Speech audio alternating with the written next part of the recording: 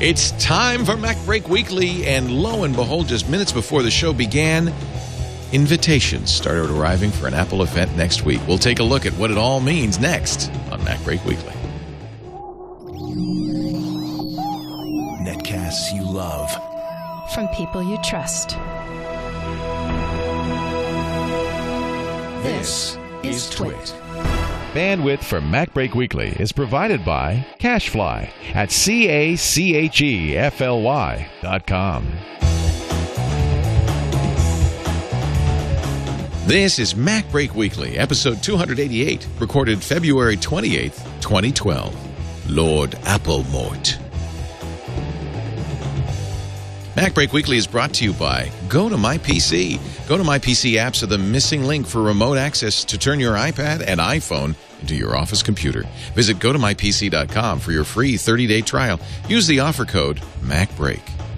And by Ford, featuring the EcoBoost engine with turbocharger and direct injection. Look for EcoBoost on the 2012 Ford Explorer and Edge, the 2013 Escape, and at Ford.com/technology. And by Gazelle. Gazelle, the easy way to sell or recycle your used electronic gadgets from your home or office. Don't just sell it, Gazelle it. Gazelle your used gadgets today at Gazelle.com. It's time for MacBreak Weekly, the show that, covers iOS. So there. Joining us. Huh? It would be hard to say iOS Weekly. So joining us right now, two people who got invited to the next Apple event and two people who didn't. Not that we're bitter. We'll do something else. Yes. Mr. Alex Lindsay is here from the pixelcore.com. Oh, right. That means we can stay up here in Petaluma. We can stay and cover it, which is exactly what we're going to do. Andy Ihnatko will be there. You're going to fly out, right? Well, if I were to say that I'm flying out to San Francisco, that would be to confirm that I've been invited to an event on a product that Apple has not officially announced yet. And on that basis, I'm uncomfortable with either confirming or denying my travel plans for the next week. Well, I guess I won't send you a check then. And also joining us, no tickets coming to you, my friend. No, Andy will be at the putative event. Also here, Jason Snell, who can confirm without denying, Jason is the editor-in-chief of Macworld Magazine and is not embargoed in any way. I'm not embargoed in any way, and not even about Mountain Lion, which is surprising. And Andy, are we still on for dinner on Wednesday night? Oh, good jeez. Yeah, well, the clam chowder at the Union Oyster House over in Beacon Hill is just time of year. So here, where the bells in the Northeast Church will really just. Here is the invitation those guys got for the Yerba Buena Center of the Arts. That's traditionally where the iPad 1 was announced, iPad 2 is announced, and iPhones are announced. iPods were also announced. It's a little bit of a smaller theater in the Yerba Buena Center. March 7th, 10 a.m. And, of course, let the parsing begin. Is that a Retina display she is tapping? Sure looks like it. Can you tell? Looks very, very sharp. Hey, Andy, is your iPad that sharp? Gizmodo, I think, actually posted. They mocked up with the iPad 2 what it would look like, and it's not as sharp. Really? So that's probably the only way to do it. We can't really tell.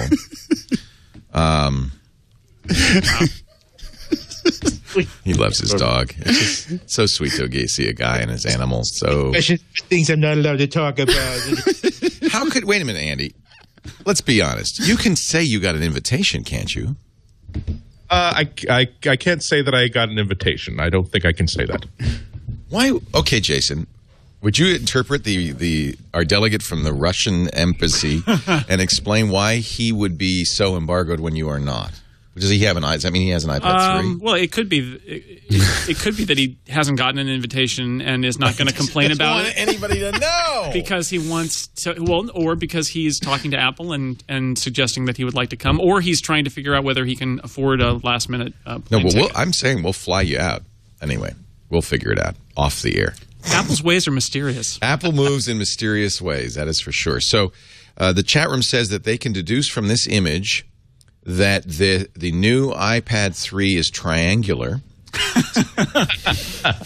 It comes with a human hand. And comes with its own female hand.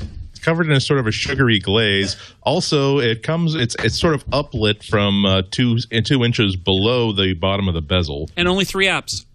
Only 3 apps. Only runs 3 apps. Keynote, Calendar, and Maps. That's quite a combination. But they made that choice, obviously, because the map would help you find it. Find the event. Calendar tells you it's Wednesday, March 7th, and Keynote It's a keynote. It's a keynote. So that's genius. We've cracked the code. There's no home button. No, of course not. The home button's on the left or right, depending on how you orientate, and that's at the bottom, right? Presumably, this is in portrait. Although some people speculate that it might not have a button on it. It might not, but you probably can't will. tell from this picture. I don't think so. No. There's no way to know. Or maybe I'm wrong, but isn't the dock at the bottom of the screen? Yeah, so if this is rotated in landscape, then you wouldn't see the button. The button would be on the left or the right. Oh, they're saying, maybe it's not in landscape. But there's so many. Out of the 4 possible rotations, 3 of which would have no home button. So right. And my feeling is that if you look where the text is placed here, would you want a button getting in the way of the text that needs to be readable there? So it's probably just an art direction decision. I don't know. Kremlinology. I'm not gonna read much. They probably just photoshopped it out. For the first iPad release, they didn't actually change the official Apple logo to a stencil on the background of splattered paint colors. So I think they went for a cool, easily cut and pasted image, and that was it. But we could say one thing, that the current iPad 2 has a silver edge, an aluminum edge, and that is definitely a dark edge. Oh, do we have to do this? Do we really have to do this? Well, you don't think that this is... You think this is... Are we really going to be like Jim Garrison? Let's say back and to the left. Yeah. They're tapping back and to the left. What does the significance of Wednesday mean? But wait a minute. Come on. They're not going to release an iPad that doesn't match this picture. Can anybody do an anagram of something to see? SOM, me. So mobile me is coming back. Ting, ting, ting. So there's going to be a new audio codec, ting, or higher registers. So maybe a new speaker system. Guh. Sure. Well, what do you do when you say guh? When you're really astounded by something you haven't seen before, like a Retina projector built into the bed. Like, God, look, a Retina projector. Okay, so better speaker system, a projector system built into the edge of the display. I think that's a sugar glazing. That's probably not the gloss that comes from Gorilla Glass. But then I'm just speculating. Some of the criminology is ridiculous, but I mean, Apple wants us to see what they want us to see. This is a very carefully shot and manipulated and chosen picture. So Apple likes having a little speculation, but and they know it's going to go crazy. But that's fine. They want people in a fervor for. I think the real question is, when is it going to ship? 8 days. Rumor is that the iPads have already left the building. Well, if we follow the pattern, then it would probably be the following, not that weekend, but the weekend following, sort of like 10 days out. Mm-hmm. If they follow the pattern. They don't always, but that would be my guess, because once you want it out fast, because you don't want to kill the sales of the iPad 2. So it could be that following weekend, sometime within the next 10 days. That's a good point. You can't wait too long, because the iPad 2 is not going to sell for whatever period of time that is. Right. You only do the long range announcements if you're not killing an existing product with whatever you're doing. So and it's not impossible to believe that they would ship it on the Saturday. No, right. It's possible. So somewhere between the 7th and the 17th, right? It's possible that they could say, as they have sometimes, walk down to the Apple store and pick one up today. Yeah, given the secrecy of this product, they'll probably have a couple of days, I would think. But it could be that Friday or that Saturday or the following Friday or Saturday. We had been hearing rumors last year, like in November, that they were already manufacturing these guys. So, I mean, they've got a stockpile somewhere, right? I don't think we need to say any more about rumors that we've all talked ad nauseum about, whether it's a quad-core or a dual-core, an A5X or an A6. The only thing that invitation really tells us is that it kind of is a Retina display, yes? That's the implication, right? I mean, I think that would officially be Apple is screwing with everybody if they released that image and did not intend for people to conclude that there's a Retina display involved. That's like that would be kind of going over the line. Like if the image were like of an eye and you could sort of see in the back of the eye they could be, maybe they're being cute about, oh, well, no, it's not a Retina display, but we want to just demonstrate that it's a better camera, so you're seeing better. Oh, we didn't even think that someone would think that it's a Retina display. But to release an image like that of what appears to be a higher resolution iPad screen, that would be screwed. I think they should have used this image for the invitation. They're coming. Their Chinese plane. This is tweeted by somebody named Sonny Dixon. He says, "Look, pallets of iPads. This is proof. This is proof." I don't know what proof. I don't know is. how you could tell. I took a picture of something. pallets going into a plane. Something that happens, pretty often actually around the world. It's pretty funny. Also, there are rumors that it's going to be $80 more. I don't know where that came from. Was that a leak to? Yes, a Chinese microblogging platform. Oh, please. Okay. And that there would be two products, which is, a reasonable speculation, given that, it would make sense they keep the iPad 2 around as a low-cost item, given the pressure they're getting from the bottom. They've done that with the iPhone, so it makes total sense for the iPad, which is a more expensive product because it's not subsidized. Why not keep the iPad 2 around and have it be a little cheaper? Now, do we think that it'll be $399 or $299? I don't think they go as low as $299. I think they'd have to feel real pressure to break the $300 barrier. I'd split the difference. $349.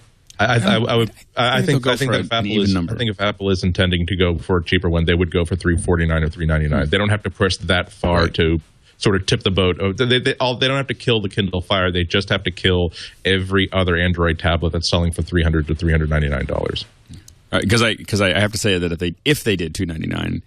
There would be no oxygen left. That would be that's pretty much the an iPad 2 at $299 would be pretty much all the oxygen gone. As strong as the Kindle Fire is, and we saw an interesting revelation at Mobile World Congress. I almost call it Mac World Congress. At Mobile World Congress, from a Samsung executive who said that we can't sell these tablets.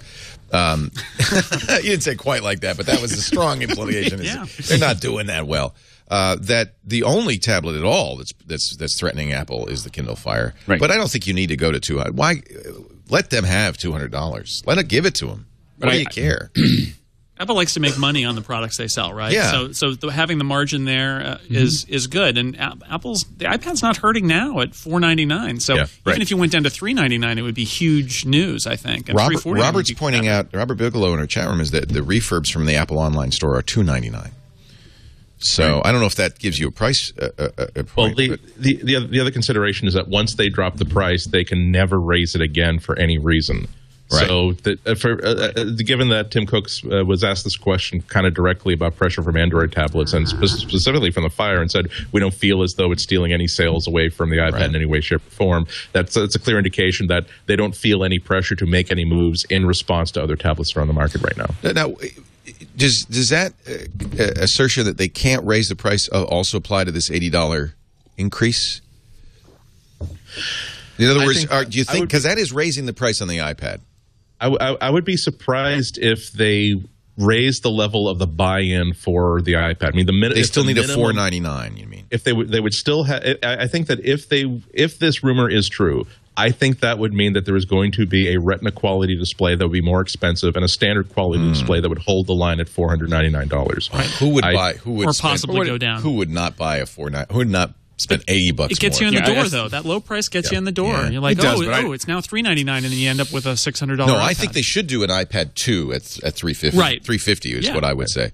That's clear, and that's for education too. If you're going to push this textbook initiative, for instance, the high school that I am on the board of, my kids go to, is making this exact decision right now. Apple's discontinued the polycarbonate MacBook that they've been giving. They do a one-to-one program, and when kids go in, they get a laptop, so they have to replace it. The Air is more expensive, so they're looking at the iPad. They're also looking at Chromebooks. Those are the three kind of choices that are out there for them. Chromebook is very appealing from a cost point of view. It's $20 per student per month, and they'll just something goes wrong, they give you a different one. But you talk $350 for an iPad too. Part of the concern with an iPad is breakability, but at $350, that's less of a concern. Right. Well, and I also think that when you look at the iBooks author. From a school's perspective, they have to factor that in. Well, what it means, if you can get it low enough, is that you could have both. You could give them a Chromebook and an iPad with the textbooks on it. You see what I'm saying? Yeah. I don't think they're going to do that. I think that the right now, unless someone does something pretty decisive, I think that the iPad is going to start becoming a standard in corporations and education. It needs a keyboard for a school. Well, not necessarily. Kids aren't going to write a paper on glass. Yeah, but they got their computers at home for that. They don't necessarily need to have the thing that they're toting around from classroom to classroom. That really the killer app for a classroom computer is the courseware, and not necessarily preparing these things. Also, writing is taking, I don't know if it's a back seat to presentations right now, but it's almost on equal footing as being able to simply stand up for 10 minutes and explain the solar system instead of having to write a 3-page paper on it and take photocopies out of the Encyclopedia Britannica for your media content. I hate to tell you, but schools are not abandoning the requirement to write a lot. I don't think they're abandoning it, but it's that's not going away. I can tell you, as a member of the board of trustees, I'm not letting it go away. Kids need to learn how to write. But I have to admit that if I was in school right now, if I was in high school, I'd be dictating everything. There's no way I would type. Really? I wouldn't. I dictate most of anything long form now. How do you correct it without a keyboard? That's a pain in the butt. Yeah. You can. It just depends on how good you are. You guys are living in the. You can also just use a keyboard, future. right? I mean, the iPad does work fine with. Well, that's the what I've been telling them. I'm saying if you buy iPads, add $100 because you're going to buy an external keyboard. Maybe not 1-to-1, but yeah. Yeah. But again, what if they're relying on the computers they have at home? You can never assume the kid has a computer at home. That's not allowed. That's not the presumption. You're giving them a computer because they may not have a computer at home, and you want them to have a computer. Well, I think that to back up just a second, remember that Apple's been building the iPad 2, and they've been sourcing that screen for a couple of years now. So if there's any iPad in the line that could possibly be driven down in price, not necessarily this year, but maybe next year, it would be the iPad 2 or any iPad that has that standards definition to screen. Whereas the ones that require this new component, they're probably going to be in scarce supply as they start to ramp up. And it's probably a lot more expensive to manufacture. That's the one where there's no way in hell they can possibly submarine the price any lower than the introduction price. So it's possible that maybe they'll keep this one at sort of at the same price, with the idea that when it comes time for holiday sales, that's when they stick people with the $250 or the $300 or the $350 new price. Well, we'll all know soon. Victory! We will know in 8 days. I bow to you, sir. We will know. That's the good news. March 7th is the official date. We will do. We've been planning for this. We'll do live coverage, of course, of the event. And if Andy should get an invitation and show up, maybe we'll be talking to him. Otherwise, Jason, would you like to join us? I'll be down there. What we need and what we like to do, and we presume, is that there will be a demo room after the keynote that somebody can go over. Right. And there usually is. It's one of you two guys. Whoever has an invitation can do that. And for the answer to that question, tune in to the new TWiT TV reality TV show in which we compete. You guys have to fight it off. I'm Team Excelsior. Jason's representing Team Birch Bark. But one thing we know for sure, Alex and I will be sitting here. Yes, in lovely Petaluma. Actually, will you be even in town? Yeah, I'm actually coming back just for this. Just for this? Yeah. Awesome. So we will have live coverage starting, we'll start around 9:30 a.m. Pacific. The event starts at 10 a.m. And we've already moved security now to Tuesday for next week. Steve Gibson volunteered already. He said, I said, yes, why plan on it. So I'm glad that they're doing it. George Lopez volunteered to move his show to midnight after Conan got his deal. I volunteer. Actually, I can't wait. I hope it's a Retina display. I think it is, and I cannot wait to get one. I mean, we spent a lot of time parsing and dribbling and so forth, but I think this is a Retina display on a tablet that size. Can we think about what that would look like? It's a higher DPI than anything we've seen. I think it would look like a lot like an iPhone, but bigger. It's a lot of pixels too. It's if you think about it, 2 megapixels, is it?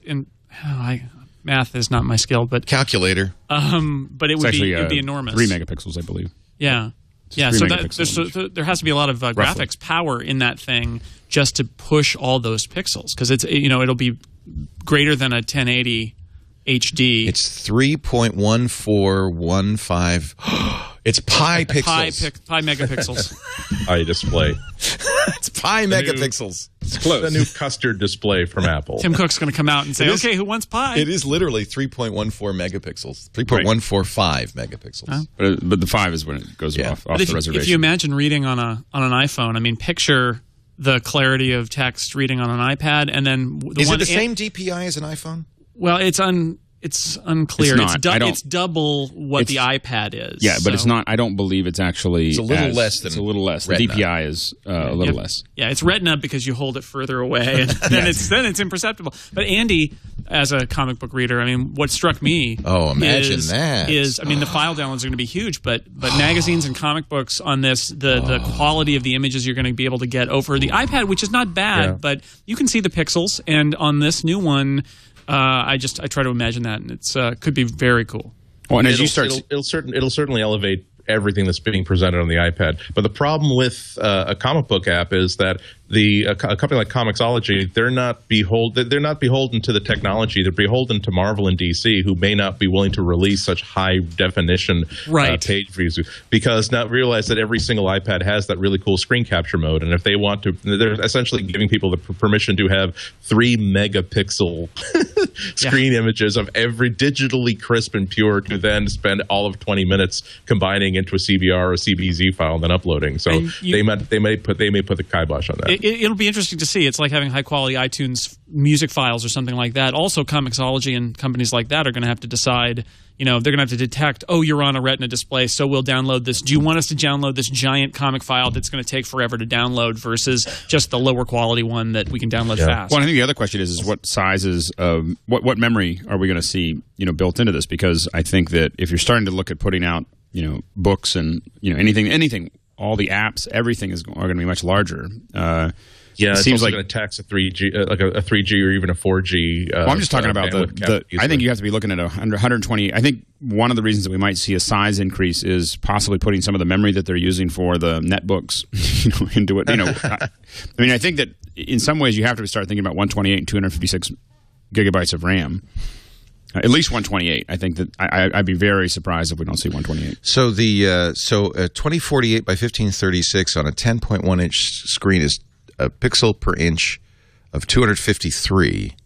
The iPhone is 164. Can that be right? That's the original. That's iPhone. The original iPhone. I need the Retina display. Here we go. There's the Retina. It's double. It's 329. Yeah. So it's not as high DPI as the iPhone. Close enough for government work. Government work. Double what we have now. Wow. I mean, to put it in perspective, I think that if I remember back in my print days, an art magazine is 175 to 200 DPI. This is more than that. I mean, we didn't. 253. Very rarely did we see a magazine printed any higher resolution than that. It's 9.7 inches. Time magazine at 133.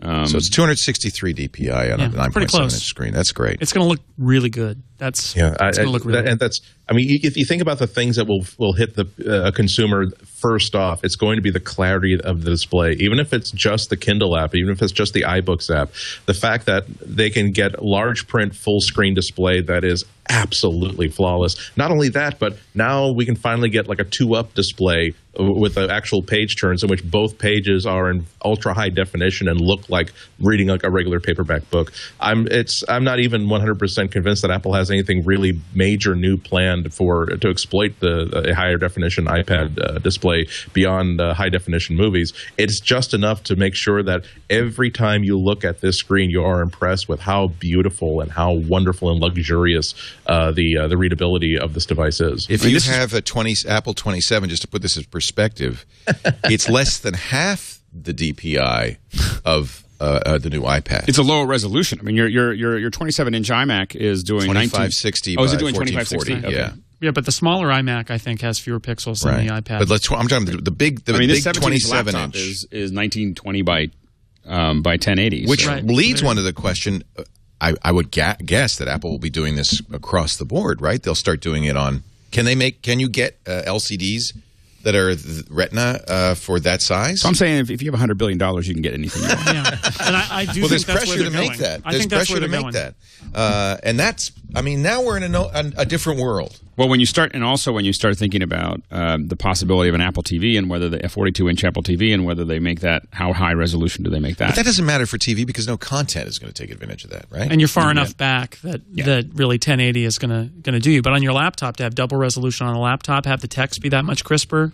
Yeah. As long as everything's fast. I mean, the hard part is that it's as long as it's crisper and not smaller, because That's the biggest problem I have right now. That's the trick, right? Is they can make it higher resolution now. My 11-inch Air that I have right here is higher resolution than most Apple products were before. Right. And I had to crank up the fonts because everything's smaller. But if they do a double resolution and they can just pixel double it, then you're making a Retina display. Here's the Gizmodo comparison that you mentioned. On the right would be a standard iPad. On the left would be the... Yeah, it's great. They posed. They got a fat finger, but it's a finger. And that's pretty clear. You could see the fact the aliasing on the 7. I think it's pretty clear. The word calendar is not nearly as clear, although that could be an artifact of the camera. It's hard angle. to tell. It's hard to tell, but it looks awfully clear. Then again, photos can... Well, that's the problem. Photos can it depends how you took the picture. This is the image Apple chose, and it's imparting clarity on the screen. That's what that picture Well, look at the imparts, fingerprints on the left versus the fingerprint on the right. I mean, I think there is a clarity. Notice the man in the trench coat who opens his umbrella at frame number 143. All right. Andy hates this crap. I'm just saying. I got it. That was one magic iPad. All right. We're going to take a break. Andy can take his cynic sauce, and we'll continue on. It is. You're right. It's not called. Mac Rumor Weekly. It's just the facts, man. Yeah. Just the facts. This show brought to you today by the folks at Citrix and Go to My PC. Do not be fooled by the name.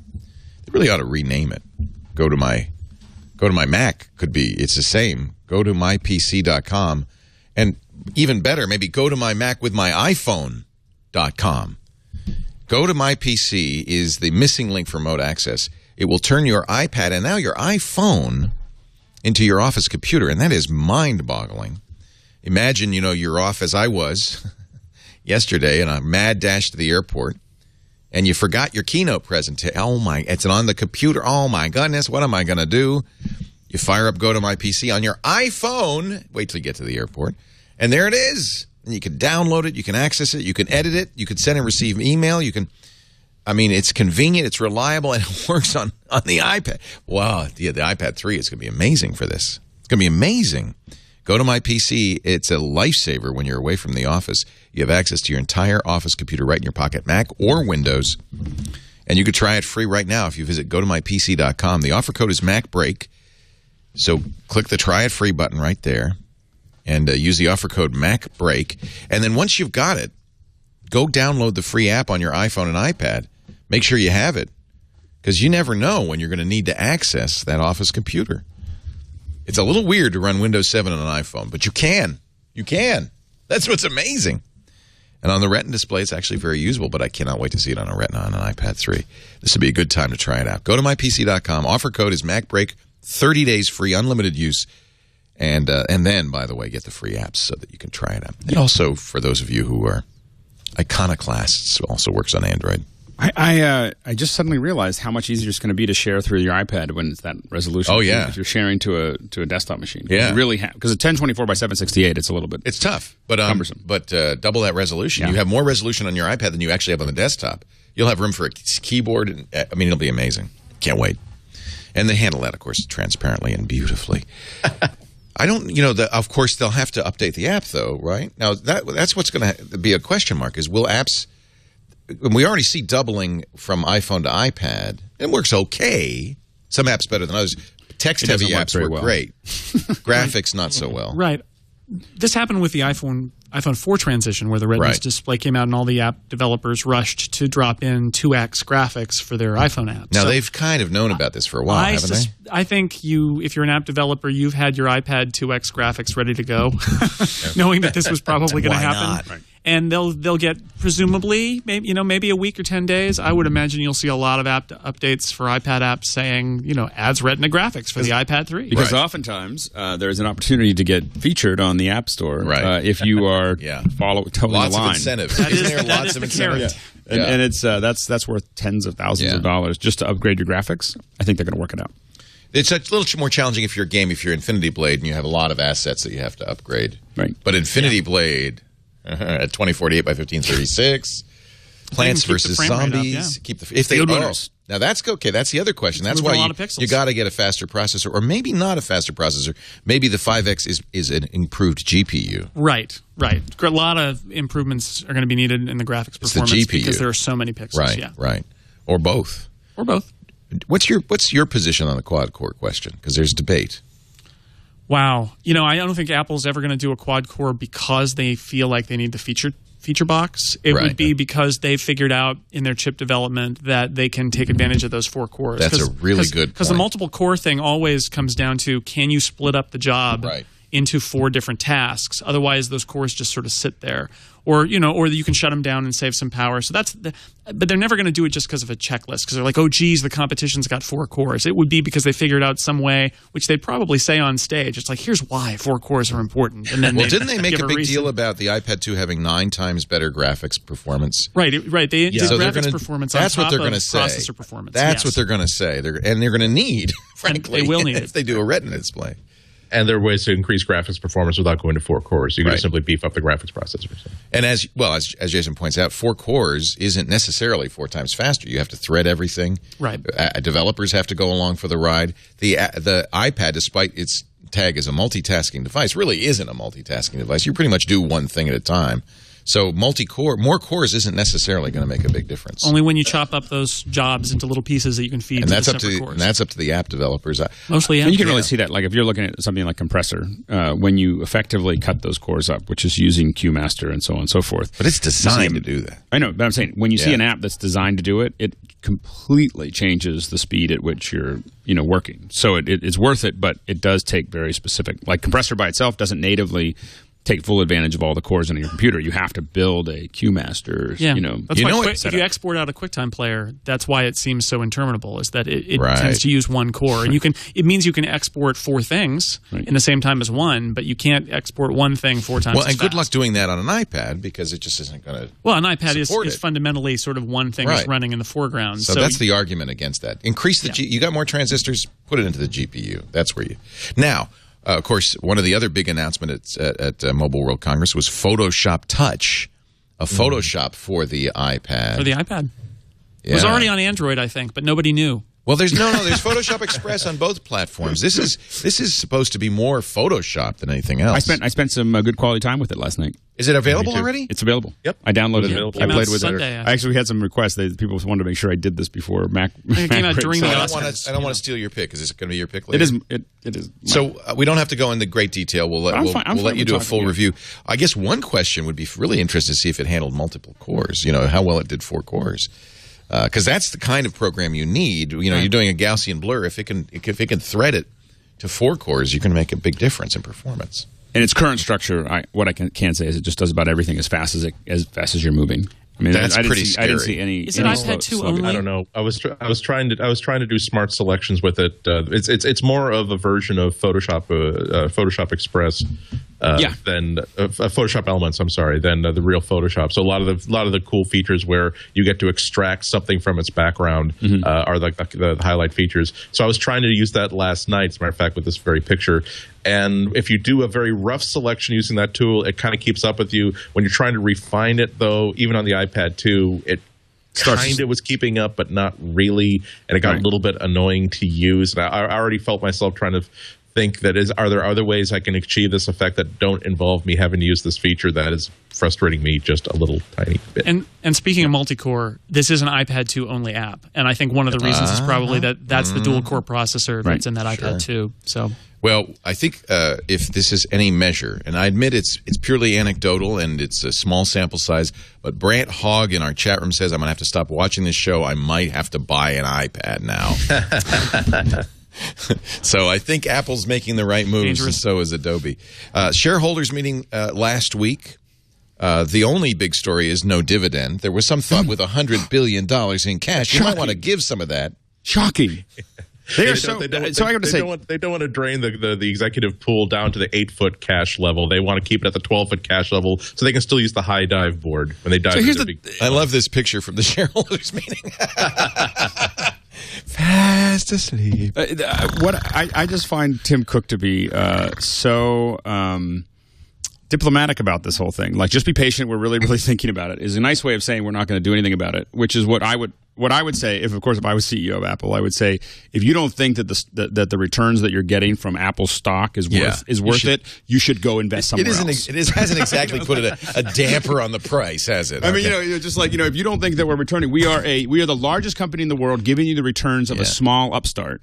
As far as your stock value, screw you. Like that. That would be pretty much my. Well, he says he on does cash, send the message that they're being responsible about it. Thinking That's always about the question. Is like, people are like, "What's Apple doing?" They don't ever say, and so now they've got this new message, which is, "Look, we're always thinking about it. We're not just." I don't know putting if it in always the is the ground. right word, but he says, I we quote, just count it all day long. I'd be the first to admit we have more cash than we need to run the daily business.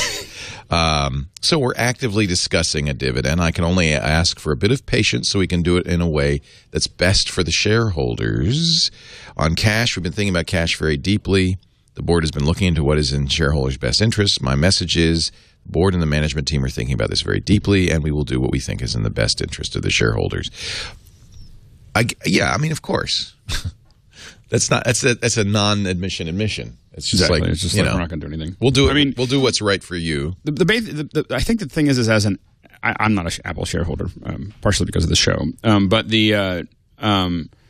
I think that allowing Apple to make sure that it has the freedom to do anything that it needs to do, in its business, which means we're tired of dealing with AT&T. We want to build our own network, or we want to run Wi-Fi into 20 cities and build a mesh grid to support our devices, or we want to do those I'm not saying that they're going to do those things, but right now they could, like, for instance, if they decided they really wanted all the technology that Adobe has, Adobe's market cap is I think what, $16 billion.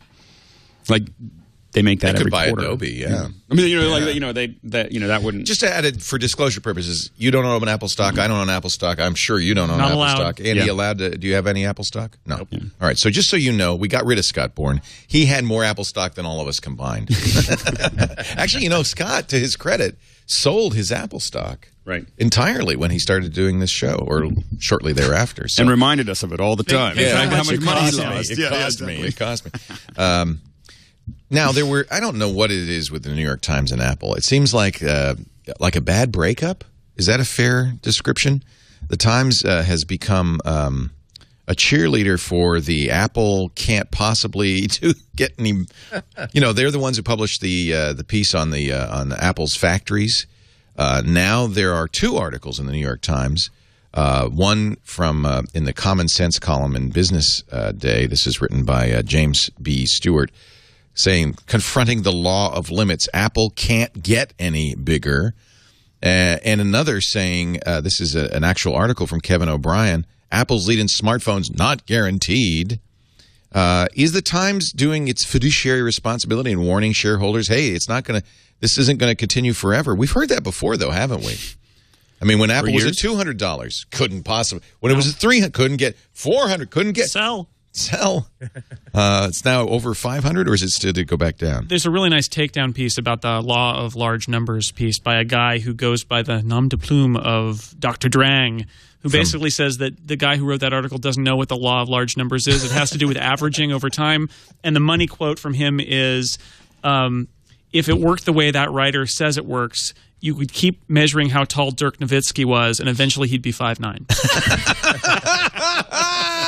So, there's points in there that are true, that Apple is so large that if you're looking for massive growth, it's sort of like that piece that said that Facebook's growth can't go on forever because they'll run out of people on planet Earth.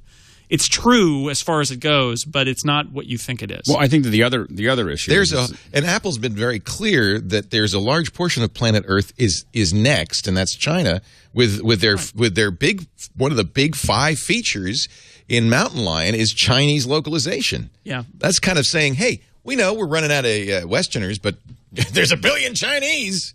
And 85% of the phone market still doesn't have a smartphone, or whatever it is. 80% in the so we're not to the limits yet. And that's also assuming that Apple stays in just the phone market, which is that there's no reason why they're already threatening to go into the TV market, and then there's other markets, and they at the size and with the cash that they have, they can do a lot. They can go into a lot of markets very, very slowly. Like as one gets eaten up, they can slowly move towards another one. So I even though his name is Dr. Drang and the name of the blog is leancrew.com, I still got to give him a little bit of credit for correcting the James B. Stewart article, and I love this last paragraph. He says, "And that, Mr. Stewart, is how you do erudite. Leave the Bernoullis alone. Stick with what you do best, transcribing your credulous interviews with analysts." Ouch. You know, like the one near the end of the article with the analyst who thinks Microsoft is the company that best understands cloud computing. Zing. Suddenly turned into an episode of America's Next Top Model for some reason. They just got a smackdown from Tyra. Boom. Dr. Drang says, "You're full of it, New York Times." You do have to wonder, I mean, why is the New York Times all of a sudden, it's like, what did the rumor isn't it the rumor that after they ran the the Foxconn one that no one at Apple will return their calls? Right. David Polk did get a briefing a week early on Mountain Lion, despite but he's some David discussion. Polk. But and Apple has personal relationships, right? I mean, Stephen Levy It's personal, isn't it? Stephen Levy got briefings after he left Newsweek to go to Wired, and he still got briefed. They didn't transfer Stephen Levy to somebody else at Newsweek, like Dan Lyons. That didn't happen. Didn't happen. So David Pogue, obviously is on Apple's list, and they'd like to talk to him. And I'm glad of that, because it means that Andy Ihnatko may or may not get an invitation, even though Apple hates me. That's good that they don't assign it to the organization; they assign it to individuals. I far prefer that, so that we can at least continue to cover stuff through via proxy. Even though none of us can actually go, not that we're bitter. That's fine. I don't care. But I don't think you're. I kind of like going to Petaluma. Did you ever get invitations? I got one through you. Okay, that's right. Oh no, and I got a couple. The hi-fi. I will say, the iPod socks. I've had a couple. I've had a couple to like WWDC and stuff like that. Yeah, the hi-fi. Apple's number one. They're like literally number one in every single category now. So if you're the New York Times or a newspaper or magazine, you shoot at them. This is right. It's like their editors having meetings saying, "Okay, Apple's not so big. Let's knock them down a few pegs and ask questions about this, because we got to challenge this," which I think is healthy on one level, to say, just because there's been skepticism about Apple all along, now that Apple keeps getting larger, somebody should probably say, is this going to continue or not? Right. Now, you can do that without getting the law of large numbers wrong. Right? And the iEconomy pieces were, I think, appropriate. In fact, Mike Daisy, as you might I don't think we talked about it last week. Mike Daisy was the guy who started the whole thing because he got an iPhone with pictures of the workers. He wrote some articles about Foxconn, got a lot of press going. He has a monologue. A monologue. Mr. Daisy goes to Apple or something. I can't remember exactly. And I think Agony and Ecstasy of Steve Jobs, I think is the name. Yeah. Catchy title. Yeah. And I think that these articles have benefited hundreds of thousands of Chinese. Let me finish this thought. So, there was, remember, ABC Nightline got Foxconn factory access, and now there's a debate over whether, and it's pretty clear, they got a packaged Foxconn piece. ABC is owned by Disney, if I'm not mistaken, still. Yes. And I have a feeling that I read an article by Mike in which he lambastes the people who believe that the ABC story was credible, and says this is no evidence whatsoever, and Apple's doing a PR job on here. So those all of which I say is those iEconomy pieces are probably well justified. Oh, I don't think they're not. I think that they're well justified, and I think that it's good for companies to. Good for Apple. It's good for Apple. I think it's good for the workers. I think it's good for the industry to be paying attention to what's going on. Well, and as somebody pointed out, whether you believe in what Apple's done or not, they're the first company and the only company that makes stuff at Foxconn to step forward and say, well, let's do something about it. Right. I mean, if I have a complaint about the way this coverage has been handled, again, it comes back to Apple riding high and being number one, is that this is, Foxconn manufactures stuff for all the major technology manufacturers. So Apple, I think what Apple is bothered by is this perception that it's Apple who does this and nobody else does, when in fact, Apple is sort of getting singled out, and in some ways has a better track record, and seems like what they did with the Greenpeace stuff and the environmental issues is trying to turn it around and be a leader after not being, and trying to just not say anything. They can't not say anything now, and in the end, I think that will be beneficial for everybody. Yeah. And when you have the visibility that Apple has, and when you have the clear margins that Apple has, you're going to invite these. Like, if you're making so much money per every unit, why is it not?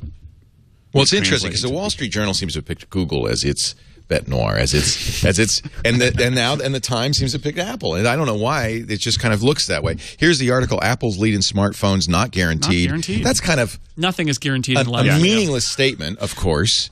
But I guess the point is at mobile and Kevin J. O'Brien's Android app had the lead. Yeah, I think it just switched in the fall. I mean, it goes back and forth. But the point really is that if you go to Barcelona and you go to Mobile World Congress, you're going to see a lot of very competitive, very powerful, very interesting phones from the 41 megapixel Nokia phone to the new HTC One, which is a very impressive Android phone. And Apple's not there, right? And Apple's not there. So that's the downside of Apple bypassing events like that, is that it makes that story all about everybody who's trying to fight Apple. Right.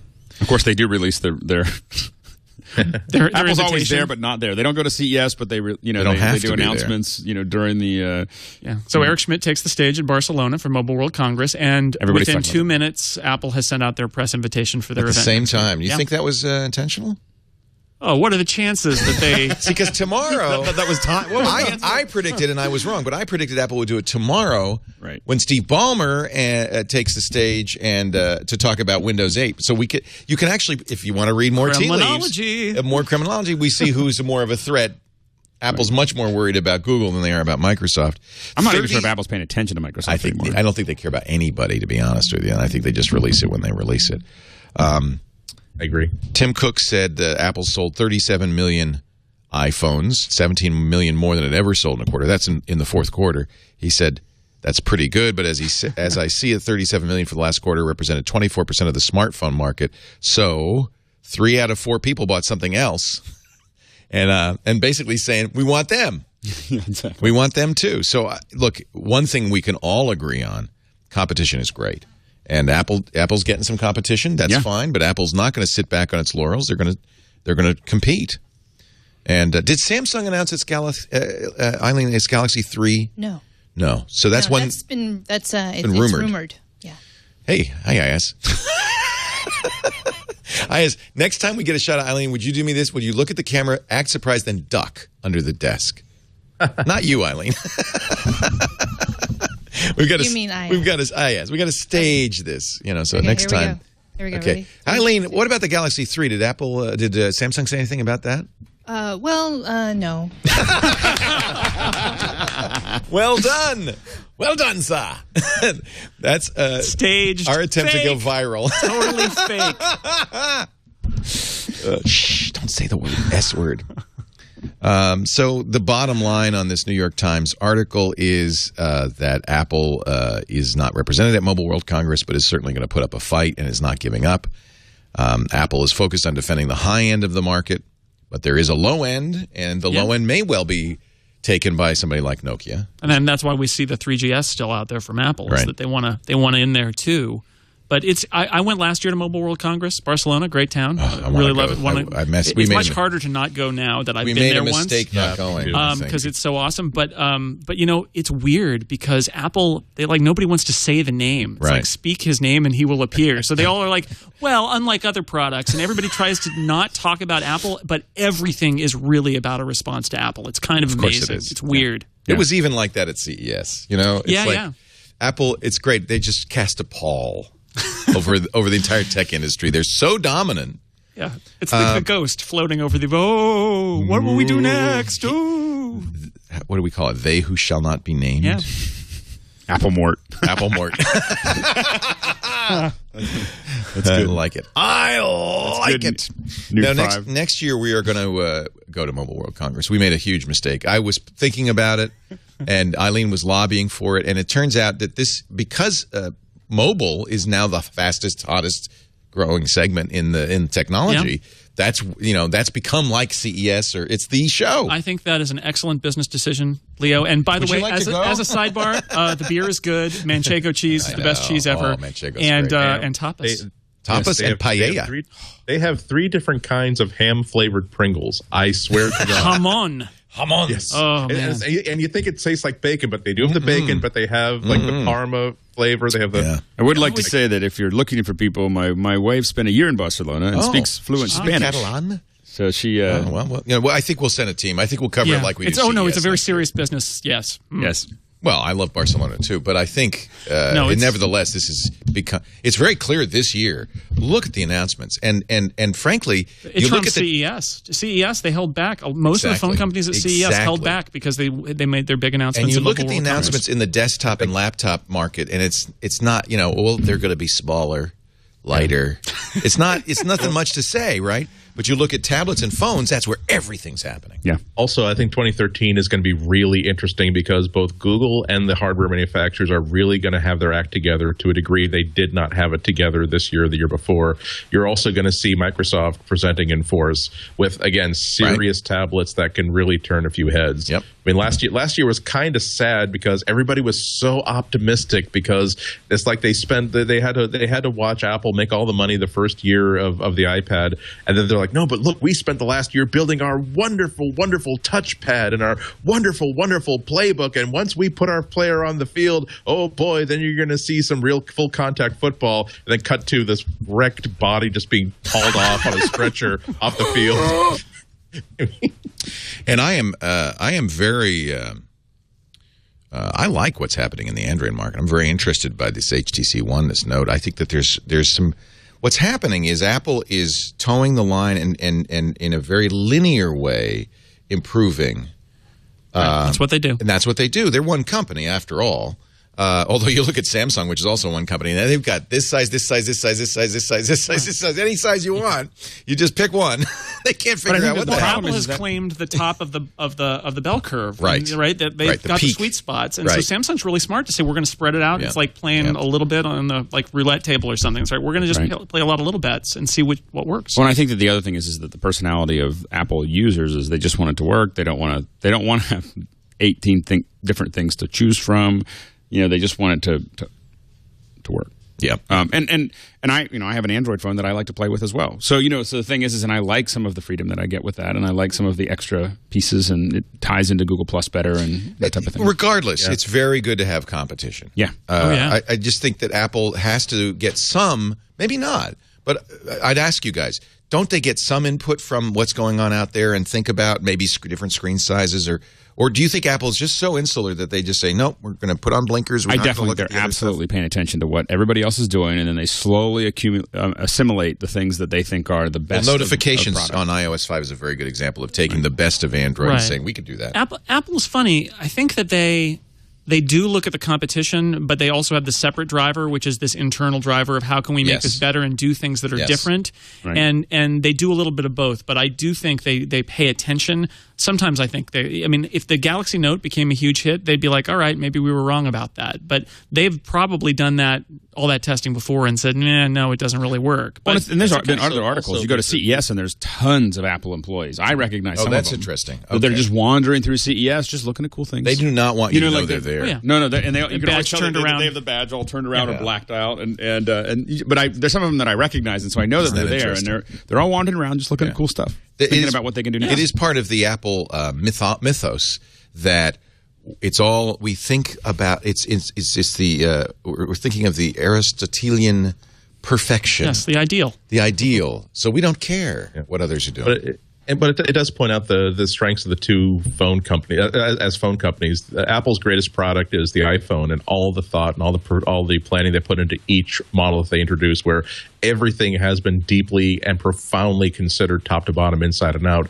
Whereas in the Android market, their biggest advantage is every other phone that's out there. Right. If there are people who are ridiculing the Note, they would be properly ridiculing it if that was the only phone that was out there. But it's an indication that no matter what kind of phone you want, if you go for Android, you can probably find exactly the kind that you want. If you want one with a built-in Pico projector, Samsung makes a model of iPhone that has that Android phone that has a built-in. Isn't that wild? Yeah. Or a 41 megapixel camera from Nokia, which is running on Symbian. Yeah, I mean, last year, the funny which creates a 5 megapixel image. The funny running gag from last year's Mobile World Congress for me was, why are you putting 3D cameras in a phone? I mean, it's other than to spread pink eye amongst all the tech journalists who are demonstrating putting on those glasses and looking at the results.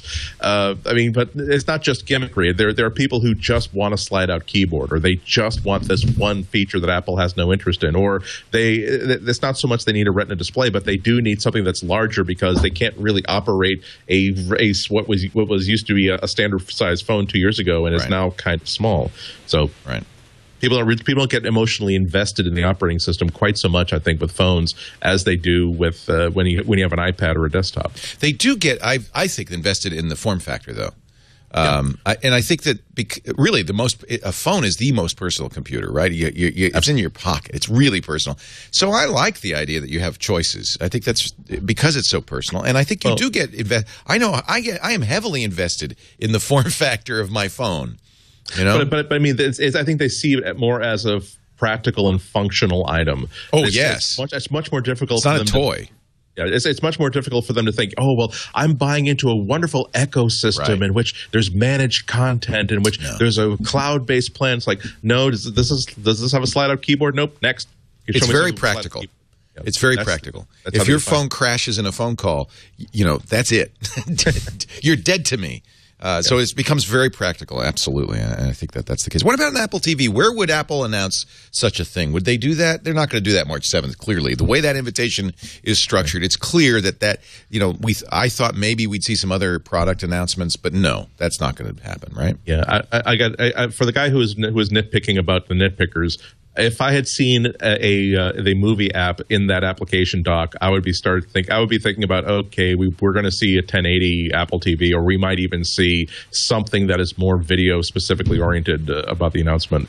So now I really don't know what else might be introduced outside of the iPad, because there's not even a nod to anything else. Nope.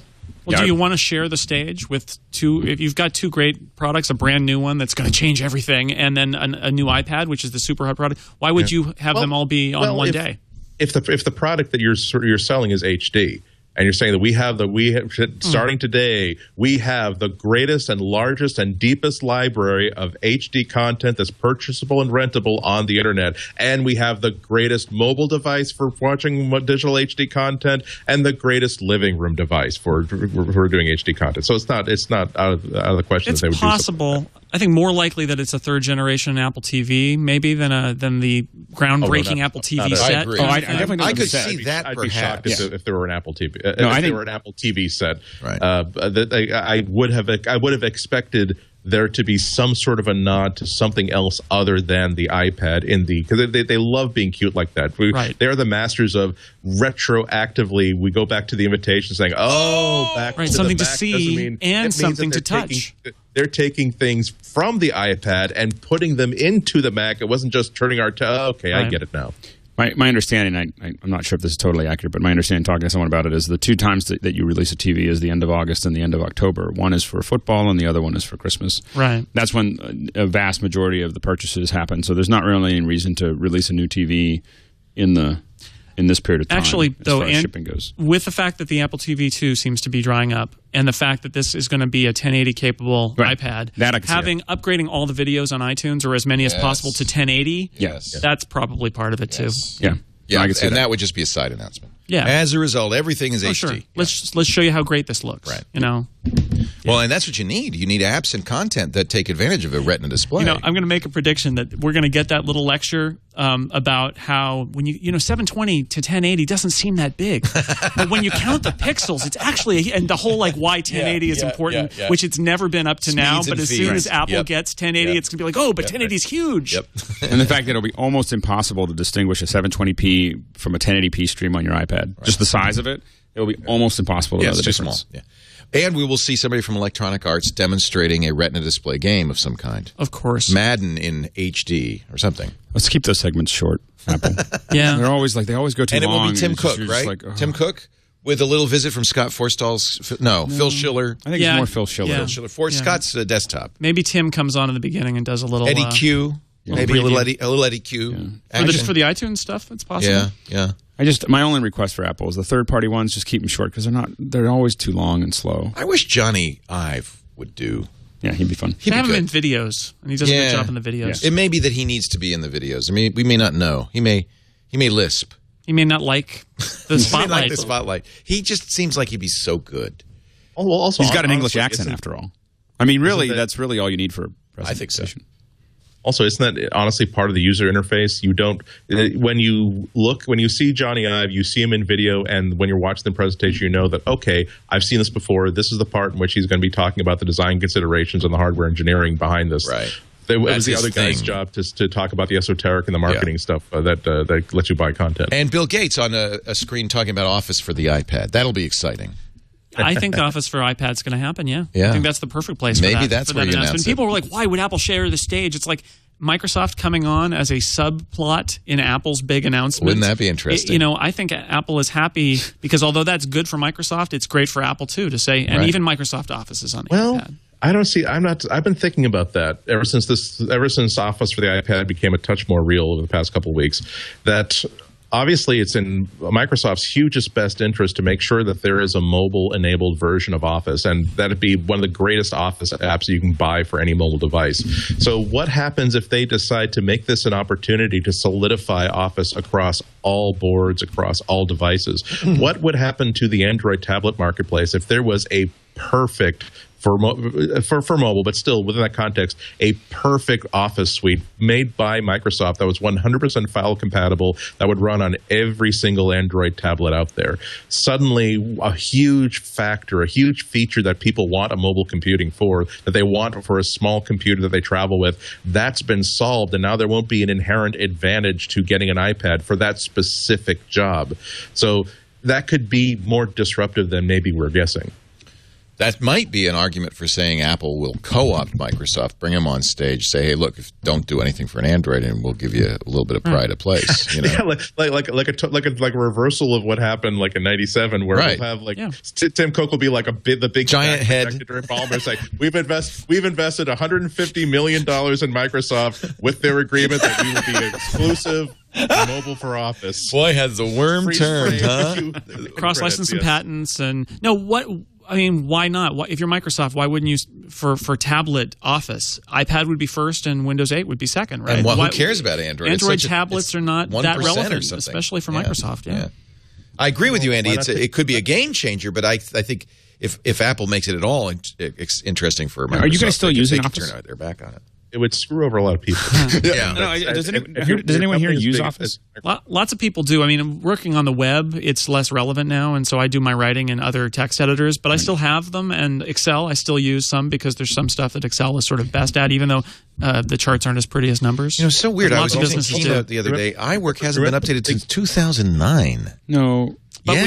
we saw iWork 2009. iWork on the Mac hasn't been updated, but the Mountain Lion demo included an updated version of Pages that does document in the cloud. So there is an update coming, whether they call it 12 or whether it's just an update to 09. I would imagine it'll be 12, but that was I saw it. It's real. Wasn't there also a marginal update that added EPUB support? I think that was past 2009. Incremental stuff. There have been updates, but it's still Office 09, iWork 09. The advantage of Microsoft Office, like real native Microsoft Office support, is that there is as yet no solution apart from doing VNC that will allow you to retain notes and revision changes and collaborative features on a document. I was talking to somebody who, of course, had a product that allows you to do 100% native Word files on an iPad. Who was citing as an example somebody who he was talking to earlier, who two lawyers arguing about, oh, look, you're supposed to this version of the contract doesn't reflect this, doesn't reflect that, and then after the 10 minutes into the call says that, oh, are you reading this document on an iPad? Yeah, you see, if you had this on Windows, you would see that those 3 paragraphs had already been cut out. We've been arguing for 20 minutes on nothing, which is a self-serving story to tell, but it is illustrative that there are so many situations in which you do need the real version of Office. Right, and I mean that's the point here, is that they can also tie it in with SkyDrive. They can tie it in with all the Microsoft stuff. So if you're a company that's relying on Office and you have iPads now, now it makes sense they can work together. I think for us, it's a financial decision. Pages and Keynote. We don't really use Pages that much. So now, by the way, instead of I bought iWork, in the bundle, and I still don't get credit for having it, so I have to buy $20 per. So I did actually buy the $20 Keynote in the App Store. But look at Pages 09. Yeah. And it's version 4.1, so they've added Lion support, but it's 09. Yeah, they haven't done the big step, and that's a question. Yeah. I guess my question. Well, I mean, most of what I write is in is in Keynote or text edit. Well, yeah, but it's that the but Office is no longer essential for super gigantic tech nerds, but there are lots of lots us. of offices. I'm including all the. Lots there are of lots offices of people use them. out there. No, I'm not saying that there isn't. I'm just saying that I look at a lot of little smaller companies like us, and I'm just not willing to pay for it anymore. That's the big thing is Office. I look at the price of Office, and I just go, I'm not going to pay for that anymore. Although it's much cheaper than it used to be. Yeah, I just hate Excel. I think that's the biggest thing. The passion. Our business office. Our business office. That's why I will use nothing less. The scale here. If you want to scale, then Excel makes a lot of sense. So if you need to do big financials, but a lot of people use Excel to organize their projects, and that is crazy. I'm just telling you. Keynote runs when it comes to organizing your project and organizing even small budgets. Numbers is just amazing to do that. Let's take a break. We're going to talk more about. We got to get some Mac news in here. Yeah, Mountain Lion. Mountain Lion. Okay, good. That's not really Mountain Lion, is it? It's Mountain Kitty. That's a mountain lion. Actually, mountain lions aren't that big. They're kind of like little. They're like little, like in between lions and kitties. They're still pretty big. They're vicious, though. They're big. They're the largest small cat, but they're big. They're the largest small cat. Yeah, they're related to the house cat. And feisty. But they're really big. We have them if you want to visit. We have them up in the hills. They'll eat you. Oh, yeah. Yes. Yeah. Watch out. I saw that. My wife used to make fun of me because when we go into if we go into a national, like one of the national parks around here, I won't go in without a knife. I mean, I grew up in the country. We have a lot of mountain lions and they showed that thing where the kid got attacked and his father pulled out a knife and stabbed the mountain lion. And I looked at my wife. I was like, "See, that's why." Or a noisemaker, just a noisemaker, something to scare him away. Just I prefer a 6-inch or larger blade. I don't think I want to get that close. I would like them to run away. I prefer not to get that close. But. So go. Hey, hi, Mountain Lion. Hey. It's even better, Leo. Ukulele? Dinner gong. No, a dinner gong. Just dinner like gong. Bong, bong. Exactly. that draws also, them. They're scared by the smell of steak sauce too, so use that as an exfoliant. And stay 20 yards ahead of me at all times. That's a big mountain lion. We don't have the big ones like that. Yeah, that's a really big one. We do. That's what they are. That's what they are. You're thinking of like a bobcat or something. Yeah. Mountain lions are big. Oh, I had no idea. Oh, yeah. I thought they were more like little things. No, I think you're thinking like bobcats. I must be thinking of bobcats. Smaller. No, they're big. They will eat you. Well, I know they'll eat you. We have that problem here. They were largely extinct where I grew up in Western Pennsylvania, but everything, the Nittany lions, the pit panthers, and old guys that would tell you that when they took the meat into market, they had to do it during the day because in the evening the mountain lions would jump down and start eating. Google search is good if you want to find mountain lion pictures. Apparently, that's a nice one. Yeah, he looks like it. That's a pretty kitty. Cougar is a mountain lion. They should have used that instead of the. The mountain lion is not amused. Yeah, picture that Apple uses. I really didn't like that one. It's kind of a pissed off mountain lion. Yeah, it looks like I'm going to eat. That would have been better. See, there we go. Little kitty mountain lion. That's. If you raised a mountain lion from pups, would they then be nice cat in the house? No. Okay, just checking. My cat has tried to kill me numerous times, but he's so small that he's failed. Yeah, cats being nice is just relative size to you. Yeah. As soon as they increase, none of them are nice. It's just that as they increase in the relative size, they become more. Once they're big enough to eat you, they will. They just I'm tired of you now. I'm gonna break your neck. I kind of sense that actually from all even the little kitties. The little cats are like, I would kill you, but you're too tolerating us because we're big. Okay. This is Holstein being stalked by a mountain lion. A Holstein being stalked by a mountain lion. That's scary. Yes. Did you just do that in iPad Photoshop? No. There's an inn in Colorado that they specialize in serving the last two breeding pair of every living creature on Earth, and they have a stuffed mountain lion like in the lobby, and you do. Now you know where it looks like she's stuffed and posed as though she's been well fed and is disinterested in moving from that branch. But there you can't, as you're getting your coat and your hat, you get where it's really going on. And realize that she would have like my entire throat between two of those claws and would be looking at it almost unaware that she has just ended my life with it. Okay. And by the way, this creature in the future. This is why we've never been able to do this show in under 2 hours. Just I'm pointing it out now. Someday the TWiT network will be so massive and so powerful they can afford to say, how about we edit out the 58 minutes of stuff that have nothing to do with technology? Because people would get mad at us if we did that. Hey, this show brought to you by Ford, those great folks at Ford who make the amazing 21st century vehicles we've come to love. like my 2010 Mustang. Now, the Mustang, of course, is a muscle car. It's got a big V8 engine, and it really. I get I think 18 miles to the gallon. And I should have now, in hindsight, as gas prices go up, perhaps considered something like the Taurus SHO with its EcoBoost engine. See, Ford, they're thinking ahead. They understand emissions controls, fuel prices. They've got to make cars that give you that feeling, that power, that torque, but also are very economical. And that's where the EcoBoost comes in. Really an amazing technology. You can find out more about it if you go to Ford.com/technology. Of course, they reduce the number of cylinders. They've got 6-cylinder EcoBoost in the SHO. And now they're doing 4-cylinder engines, 2 liters and 1.6-liter EcoBoost engines that compensate for the loss in horsepower and torque with a smaller engine through a combination of technologies, including direct injection and turbocharging. Now, I know you guys know cars, so I read these. I don't know what I'm talking about. But you correct me if I say something wrong here. The direct injection, it says here, produces a... What are you laughing at? I don't know anything about cars. I don't know anything about cars. What? I thought you guys, you seem so manly. I've driven a car.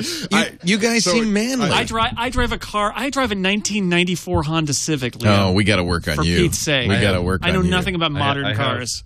I have plenty of experience with cars. I know that the railing of the staircase is the best place to put the orange track. You want to get the car through the loop and shoot all the way across out to the airport. Okay, so you probably don't have an EcoBoost in that Hot Wheel. I should have my own show on the TWiT network about cars. I found that Heartbeat City was the best cars out there. Here's the deal. Yes, direct injection produces a cooler, denser charge that generates more power per drop of fuel. And then the 2 small engine-cooled turbochargers spool up more quickly than a single large turbo. Large tuber. Are you saying this is the turbocharger? Potato-driven car? So this is what has been explained to me. The idea of the turbocharger is that, of course, you're using energy from the exhaust, which is otherwise wasted, to spin those turbine wheels. They compress the incoming air, which increases the output per liter of displacement. So you get a more powerful engine without the turbocharger line, because instead of using a big wheel, which stands to reason spins up more slowly, they use 2 smaller turbines. It really is. It's the It's an science. Example. That's technology. It's an example of how Ford's really thinking about engines to make the best possible vehicle for your needs. Of course, they've got electric, all electric. They've got hybrid electric. They've got plug-in hybrid.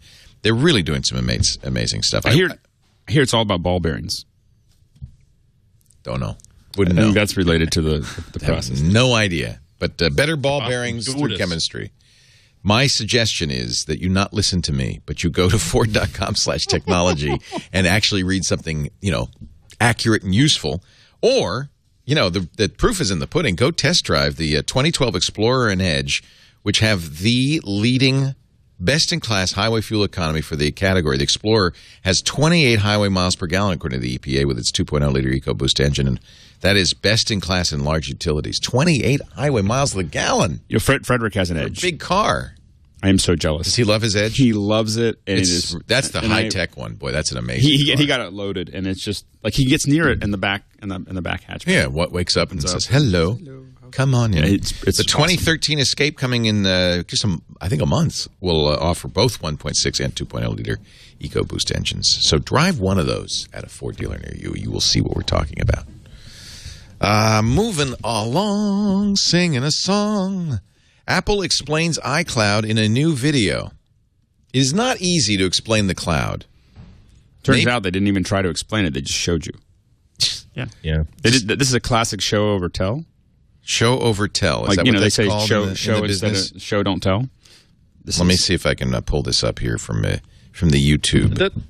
Doesn't it kind of sound as though they made a mistake in trying to make it into its own, to promote it as though it's its own product and its own sort of service, as opposed to simply over the next 2 years when they say, oh, we have this new thing called Documents in the Cloud, muttering your breath, oh, it's powered by iCloud. Oh, we have this new thing, it's called iTunes Everywhere. Oh, it's powered by iCloud. Yeah. Show me the things I'm doing with it. In fact, I don't think anybody looking at this is going to have any idea what the hell they're... What is this? Stuff's coming in. Nobody is ever going to use iCloud. They're going to use the features that iCloud powers. So that's why I think it was sort of a mistake to put that so front and center. Yeah, they're kind of walking it back now, I think, a little bit, and saying it's really about what it does and not about, it's not a thing. It's just part of everything else. Maybe to this point, Apple acquired Chomp, which was a great app recommendation engine on the iOS platform, and now they got the Chompers working for them. So hard to find apps. This is obviously a big issue. Did you use Chomp? Was that I haven't used it. I installed it, and I just neither the Genius nor Chomp did much for me. What you want is the idea is it looks at everything you got, and then this is what you would like. So the big difference now is when Apple buys companies like this, they often do it because there's some underlying technology, and there are also some really talented people. I think they got the people. And like with Lala, right? They didn't bring Lala inside, but they took the people and the knowledge. Right. And the difference between Chomp and what they can do inside Apple is that inside Apple they have all the data, right? They have everything that Apple knows about it. And on the outside they have to guess, and they have to look at iTunes, and they have to ask their customers to share data. On the inside they'll have all that Genius data about apps. They'll have all the app buying, purchase, information that Apple stores, and so the data will be much richer. Plus, they'll have these smart people who've thought about this. So, for me, the good news is Apple is saying, yes, we need to upgrade. We understand our app the problem. recommendations. Yeah, we understand the problem. 9to5Mac says there's going to be. Maybe Macworld also that there's an iTunes revamp in the works, an App Store overhaul. The new design is said to be even simpler and more user friendly than the current design. Apple is working on ways to enhance and speed the efficiency of finding new content like songs, videos, and applications. Interactivity is a cornerstone in the new iTunes store. iTunes does feel a little bit old, doesn't it? It's been a little painful. Well, the app is painful, but even horrible. The iTunes store. But it was painful a long time ago. The iTunes store experience is also pretty long in the tooth. Yeah. Not only that, but there's so many little gaps where you want to do something very simple when you're recommending an app to somebody, but then you realize that I can't check the price of this because of the situation. The situation I'm in this particular pane of the app, or you want to save something for later, and it's not obvious that you have sort of a wish list. You have to really reveal it through a pop-up. Apple and EMI announced Wednesday that you can buy Beatles ringtones for a mere $1.99. $1.29? $1.29. Are you running out to get one? No. Ringtones. This is so 90s, selling ringtones. I think we're seeing the... Can't you just take a Beatles song and make a ringtone? Yeah, you can. Okay. Yeah. This is the specifics of that deal that Apple signed, that exclusive deal, and it must have included... Right. You'll market our music for a couple of years, and we'll do ringtones. And can you take a DRM'd song into GarageBand and build a ringtone and then export it back out? I don't think with DRM, but it doesn't matter because there's no DRM. Oh, there's no anyway, DRM right? on the. Yeah, never mind. Yeah, so you just drag it in. You take it into GarageBand, and GarageBand actually has like a ringtone export, right? Yeah, you set a loop under like 25 seconds and do export ringtone, and it comes out as an M4R. That's the point, is you don't need to do any of that. Yeah. Actually, I used Macworld had has the best article on how to use Match. With all the details of like the messing around with it, and I realized I wasn't able to sync a lot of my music to my other phone, my Android phones, because they were DRM'd. Right. And so that was my article. You guys told me how to do it. I deleted all my songs. First, I matched. Yeah, you make a smart playlist that says only show those songs that have been matched or purchased, or they're basically recognized by iTunes in the cloud, iTunes Match, and then you can actually delete them, and it's super scary, it's right? Very scary. And you tell them to move them to the trash, but they're still in the trash if there's a problem. That's what I did. And they all get grayed out, and then you select them all and say download, and it re-downloads them. By the next day, I had 256 AAC unprotected files. And they don't expire. There was some confusion about that. It's like when I unsubscribe from iTunes Match, do they expire? They don't. They just... You're paying that $25 a year for the streaming. For the syncing service, the syncing. I thought that was just great to take all that DRM off of, because I had purchased a lot of stuff in the iTunes store. Any music that was a bad CD rip or that was a 128 MP3 or something, it's all like I had a list of things I had been meaning to re-rip and that I just never gotten to, and they all just work now. I never have to go back to the CD. I had some sub 96 kilobit stuff. And I think it was your tip we talked about this last time you were on. Right, to you convert them it to 128 AAC. They still sound terrible, but now they say they're a higher bit rate. Download the new ones. And then it works. Oh, they have to be 128 for it to download. They have to be above 96. Yeah. Right. So I had a lot. I don't know why. I probably got it from Napster. Napster. Yeah, years ago. It's the great Napster amnesty. The great Napster app. And by the way, I think that they sent a $10,000 check to the record companies for a match. So, well, to that little independent one, too. I thought that the terms were more like hundreds of millions of dollars for the record companies was kind of the payoff. Like, here's the deal. We're going to set this all up so that everyone doesn't have to think about this anymore, and we'll pay you hundreds of millions of dollars to do that. And we can do that because we have $100 billion in the bank, and we're not really going to notice it. On Saturday, I got a phone. The record company had a really great point. It wasn't that it was a windfall of money. It was that here is $10,000 of absolutely free money that we would not have gotten in any other way, shape, or form. So yes, we're glad to simply have $20,000 more than we would have had otherwise. We're very happy. Thank you, Apple. So I got a real good reason to read my emails in the future.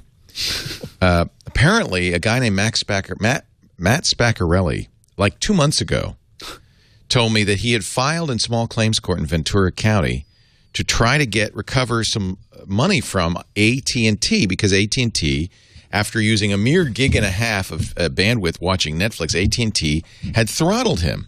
And I just, I get so much email, I missed it. Right. Then he sent me another one saying, tomorrow I'm going to be in court. Missed that. So he called me on Saturday, said, oh, by the way, I won $850. The judge, Matt told us a story, and it's great. It's on the Tech Guy. In fact, I should pull it off the Tech Guy and play it at some point. It's on the Tech Guy show from Saturday. But the judge said, hey, small claims court is where justice happens in America. It is where the rubber meets the road. And you are absolutely right, sir, that AT&T, by promising you unlimited data, he was grandfathered in, isn't giving it to you when they throttle you. Especially since people on limited plans don't see those restrictions. So I'm giving you $850. AT&T said they may appeal. They better appeal.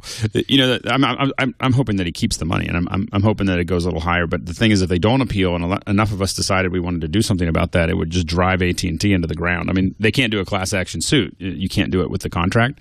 But if everyone started showing up in small claims court that has these unlimited, not everyone, 0.1%.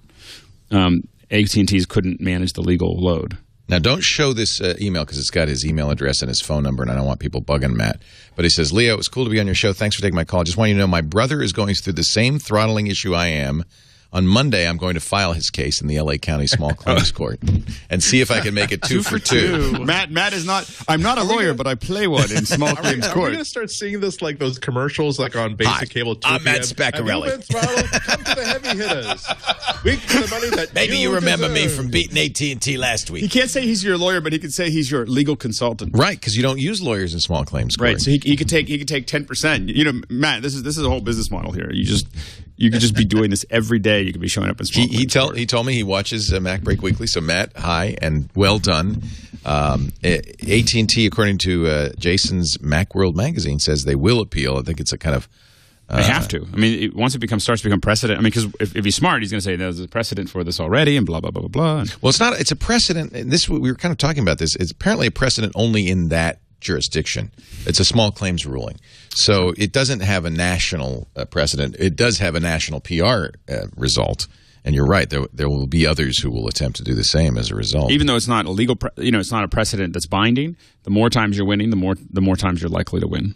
I mean, and the more people will come out of the woodwork and do it in their small claims court too. It's interesting to see Sprint using the iPhone really make the case for we're the only unlimited plan. It is an opportunity for a company like Sprint, which is essentially an also-ran at this point, to distinguish themselves against AT&T and Verizon, which also – I don't know if Verizon is throttling, but they don't have unlimited I have an plans. Unlimited plan with Sprint. And the only thing I don't understand is that every time I pick up my Galaxy when I'm not in this area, I get a roaming warning. And I don't know whether that is actually the case or not. I hope that's not the case. It constantly is saying – I don't have that. Roaming. I don't have that. Weird. I think that's something going on. I have a Sprint Galaxy, which I love. And I love the Galaxy. I just don't use it because I go somewhere else and I get these roaming warnings. So if someone knows why I'm getting those. What do you think about this article from Ars Technica, Timothy B. Lee? If Android is a stolen product, and that's, of course, what Apple asserts and Steve Jobs asserted so eloquently, then so was the iPhone. It's a more inflammatory headline than the actual story. Yeah. And I don't make the mistake I did. Ars Technica's design makes it. It's a 2-page article, and it's very hard to tell. It ends sort of like the snide comment, and that's page 1. And if you only read page 1, you'll think, "Boy, this guy's kind of a jerk," because it's detailing all the different aspects of the iPhone that came before it. Even though Apple was the first company to put them all together in a product, which is not a small thing; it's a huge thing. Page 2. He's much more sort of fair. That's the second act of this story. And his point is, look, there's a lot of back and forth now. And although it's true that I think that Android knocked off the iPhone and Apple did a lot of synthesis of a lot of different stuff and made a product. And then you look at the Android designs before iPhone and after. Compared G1, which was Google's first phone, which was terrible. Yeah, it's shocking. And it came out. It's just a few months after the iPhone, the first iPhone came out, and then subsequent phones from Samsung, which look pretty much the same as an iPhone. Right. It's clear they were influenced, right. but he makes the point that now we go back and forth. It's vice versa as well. As I mentioned, the notification system's now available on iOS 5 is identical to that in the Android phone. And that's what users want. It's what happened with Windows and Mac OS. There's a back and forth. And we got the recycle bin on Windows because Apple created the trash can on System 7. And that's a good thing for everybody in the long run. And I think you can overemphasize the fact that I do think, Android as we know it would not exist without the iPhone having come into being. And but we can no all say smartphone would, right? I mean, Windows Mobile wouldn't either. No modern smartphone would. Right. That all said, it's not as if everything that Google's done with Android has been copying Apple. Right. There's been some copying, and there's also been some advancement. And then Apple has taken some stuff that Google has done because, what's Apple going to do? Their notifications were bad. So they made a better notification center, and I think Google got that right. So the Apple's notification looks like Google's to a certain extent. Google's got those widgets on the home screen that Apple still doesn't have. I love the widgets. I like the back button. I know nobody else likes that, but I actually like the back button at all. But my problem is I have to, on the iPhone, always back up all the way. And the back button lets you back up incrementally. Right. The problem with the Android back button is you never, or the Windows Phone back button, you never know quite where you're going to go. Right. That's the problem. It's what will happen? Right. If you want to discuss one thing that really shows the difference between attention to detail, why would Google choose to make a back button that really looks like a reload button? There are times where there are 3 different versions of this loop-de-loop arrow button on the screen, and I don't know which one will take me back one with an application screen, which one will take me back one for the OS, and which one will simply reload this content that I just downloaded off the web. But I mean, the concept of copying one or the others, I think, has been really settled. Because Google is clearly pursuing a unique philosophy with Android that is different and opposite to what Apple's pursuing with iOS. And now my phone is talking, and I apologize. I just Stitcher decided to start playing back some breaking news. Well, I tapped it. Is your arm getting tired holding that thing? I love it, but people get mad when I talk about it, so I'm not going to mention it. Although we went viral a couple weeks ago when I was here and you had your iPhone and your Note next to each other and we took that overhead shot. Yeah. Somebody took a screenshot of that. Yeah. And that was going around. Everybody had that as that was like the example of how huge the Note is. Because they thought it was a rumor of a new iPhone Nano. It's the little larger iPhone. One can't be a larger tablet-sized phone. No one would build that. Yeah. Yes. Let's see. We're going to move on here. I'm just looking to see if there's any stories that I have missed that I should have. I think we got them all in. The big story, of course, March 7th. And we're all excited about that. Yeah. When is that? Oh, that's next week. Next Wednesday. Next Wednesday, a week from tomorrow. So we're not going to be on next Tuesday. Those of us on the East Coast barely have enough time to get our shots. It's okay. California now, there's no more typhus. It's cool, man. It's okay. Just come on, hang out. You'll be all right. We've gotten rid of malaria in the Central Valley. It's been a mixture of nets and mouth is almost a thing of the past. Do not drink the water in Tulare County. Just warning. No. I really don't drink the water. That'd be a mistake. No, I'm kidding. It's fine. We kid Tulare. I'm going to get emails from Tulare. Tenderloin. Tenderloin, that's different, yeah. Throw out your shoes after walking through the Tenderloin. So, that is a programming note. This show, which is normally on 11 a.m. Tuesdays Pacific, 2 p.m. Eastern, on Tuesdays will be on Wednesday, and we'll start early, 9:30 a.m. Pacific, 12:30 Eastern Time. And while we will not, I don't believe that Apple will be doing a stream, so we will not be able to do our little talk, our little Mystery Science Theater 3000 talking silhouettes at the screen. We will, of course, monitor all the live blogs. Macworld will be there doing its live blog, and everybody else, and we'll just synthesize that. Alex and Tom and I will make snarky comments, and then after, if we can, we'll have a camera down there, and afterwards, if we can, we'll try to play with the iPad 3 if they allow us. So that's exciting. That is next Wednesday. How exciting is that? And now would be a good time to sell your iPad 2. Which brings me to Gazelle. Gazelle is a great way. Look, gadgets move through my hands probably faster than most people, and Gazelle has been a great boon for me on taking the gadgets that otherwise just kind of gather dust in the closet or the drawers and selling them and getting cash for them. Here's what you do. You go to gazelle.com. I just entered iPad 2. And it said, first it's going to ask you, well, if it's normal quality. In fact, mine is kind of beat up. $260 out the door. They pay the shipping on anything worth more than $1. And here's a nice thing. You can get a check. You can get PayPal. You can get a Walmart gift card. But if you get the Amazon gift card, that's the one right on top, you get an additional 5% bonus. They kind of rebate their, the Amazon affiliate fee to you. So that's really a great way to get cash. So let's see. I'm just going to add this to my shopping cart, and then I'm going to go back and as long as you're doing it, get a box and go through all your old stuff. Add more old stuff to your Gazelle box. They pay the shipping. Hundreds of dollars coming your way from Gazelle. It really is a great way to recycle your gadgets. And if you have gadgets that have no value, don't worry about it. Gazelle does eco-friendly recycling, green recycling. It will not land in the landfill. It will not go overseas. They use green recyclers to take advantage of all of the the good stuff that is in your old electronics. Don't sell it. Gazelle it. Gazelle. And remember that the price. In fact, if you do, I'll show you what they do. They give you a really neat graph of how the price is dropping. If you actually, I guess they don't. If you do the iPad, because it's like a special thing. But if you do most devices, let's say a Galaxy 2, my Zune is worth $64. They'll show you a graph, and the thing to understand is that prices are dropping every day. So let's say no noticeable flaws. I got all the things. It is free of water damage. Yes, and then continue. It's going to give you the offer, and then I guess they don't do that anymore. They used to have this graph. It was so cool of the value, and the point being that it drops rapidly. So every day you wait is $1 or $2 less you're going to get. Take advantage of it now. Get those gadgets together. When the iPad 3 comes out, I can guarantee you the iPad 2 will be worth less than it is right now. Gazelle.com. If you know you're going to get an iPad 3, do it. Don't waste any time. Gazelle.com. Recycle and get some money while you're at it. It's time for our do you want to do an iOS tip, or do you want to save that time for your Photoshop demo? I can do either. All right, we'll do an iOS. Jason has one too. Jason? All right, Jason, you do it. A tip? Yep. Yeah. All right? Yeah. All right, here it is. Let me explain this to you. You get 5 gigabytes of storage when you sign up for iCloud. Yes. And let's say you've got a couple devices, an iPad and an iPhone, and you're backing them both up. Very quickly, you may get that case where iCloud yells at you and says, sorry, I'm full up. Would you like to buy more? Would you like to give Apple some more money? And you can do that, or you can take control of your iCloud backup settings by doing this. Go to Settings, then tap on iCloud, then tap on Storage and Backup.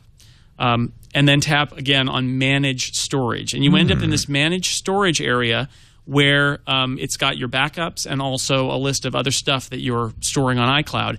If you tap on the backup of the device you're using, or any of the backups on there, you actually get this list of, I think it's the top 5 apps that you're using that are storing things on iCloud, that are backing up to iCloud. And all of the data that's on your phone or your iPad is being stored on iCloud for backup purposes. You can turn off app by app what gets stored in an iCloud What backup. a good idea. So the top 5 by storage size are listed, and you can also tap on the item below it, which is called Show All Apps. It'll list every app that's being backed up on your device. Turn the off button on the ones where you're like, this is a podcast tool. It's just backing up my podcasts. They're available. I don't need to do that. You flip it off, and you're saving space as you go. And you can very quickly get back that space, reclaim your backup space on iCloud, and not have to spend money on more iCloud That's storage. nice to have that granularity. So That's great. It's amazing. Apple gives you complete control over what you're backing up. And so check it out in Settings, iCloud, Storage and Backup. Just tap around in there. You can save a lot of time and a lot of money if you don't want to buy 20 gigs of iCloud space. I wish they'd do that turning with things off. PhotoStream. I'd love to just... You can turn off PhotoStream. You can only turn off the whole thing, though. I want to delete some of those photos. You know what I'm saying? Right, that's true. I know what you're saying. I know what you're saying. You can not back up your camera roll, though, and that's what I've done. A lot of space to turn off the camera roll backup. Yeah, no longer will I store those fun pictures I take. I would like to say for the record that Jason's tip is way better than mine. Well, then don't do yours. Save it some another time. Yeah, another week. I'll think Andy, do you want to do an OS 10 tip? Yeah, this is a quick one. One of those cool little features that they've added to preview in 10.7 is that they've added a lot of annotation features for PDFs, but they've also added electronic document signature. We're not talking about the sort of thing where you use like a special key and it's digitally signed. It means that actually putting a facsimile of your signature on the document. I think almost everybody in this conversation has at one point to get a loan of a piece of hardware, you'll be emailed a document which you then have to print out and then sign and then scan and then email back. If you are using Preview, though, you don't have to do all that. Just open up a file as a PDF. Click on the button to open the annotations tools, and there's actually a signature tool in that toolbar. On the drop down, there's a really cool little widget that will let you capture your signature. Literally, all you do is you get a Sharpie, a good black marker, just sign a piece of card. You hold up the card to your iSight camera. There's actually a little box with a little blue underscore saying, and as soon as it gets a sharp image of something that looks like a signature that fills that box, boop, it captures it and it stores it. So you can store like multiple different versions of your signatures or initials or little smiles with happy faces. And then when you just click on the signature annotation tool, you can then simply draw a box and it'll plant that digital version of your signature right in the middle of the document. You can then save it and then email it as a file attachment, and you will get your new iPad 3 demo hardware. Oops! I didn't say that. I'm not under it. I just discovered that last week, and it was stunning. Like I was like, no way, because it's always the hardest part is trying to get the signature, like no matter what you're going to do, if you're using some signing program or whatever, am I going to use my touchpad or do I have to go back and get my Bamboo or my some kind of Wacom tablet or whatever? And the idea that you can just sit there and draw on it and just put it up, and it has a whole system so that you can just put it up in front of your little iSight and boom, it grabs it and it works so well. Yeah, so that's great. We let's see, we have some picks now, do we not? Yes. And I think since you're going to... Now, do we have an over-the-shoulder camera? Let me work on that really quick. Okay, because Alex wants to demo Photoshop Touch. Now, this is not PS Express, which has been out for some time. Right.